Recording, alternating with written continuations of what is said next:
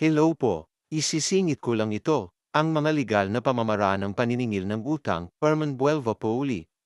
Mas mainam kung kakausapin mo na lang ng maayos at malinaw ang umutang sa iyo. Kung pagkatapos nito ay hindi pa rin siya nagbabayad o kung hindi mo na siya mahagilap ay padalhan muna siya ng demand letter kung saan nakasad ang huling deadline na ibinibigay mo sa kanya para bayaran ang utang niya.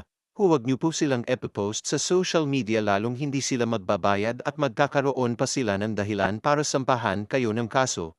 Maaari mo ring ilagay sa liham, sa mahinahon na pananalita, ang banta ng pagsasampa ng kasong civil at criminal sakaling hindi siya magbayad ng utang sa petsang itinakda mo. Kapag natanggap na niya ang demand letter, mainam kung siya mismo ang nakatanggap at may patunay ka nito at hindi pa rin niya binayaran ang utang niya ay maaari ka nang magsampa ng kaso. Maaari kang magdemanda ng civil case para makolekta ang ipinautang mo at mga kasamang interes, o criminal case naman kung may kasamang panloloko o kung may sangkot na talbog na tseke sa inyong naging transaksyon. Maaari mo na rin ipa-foreclose ang ari-ariang isinanla ng may utang sa iyo, kung mayroon man.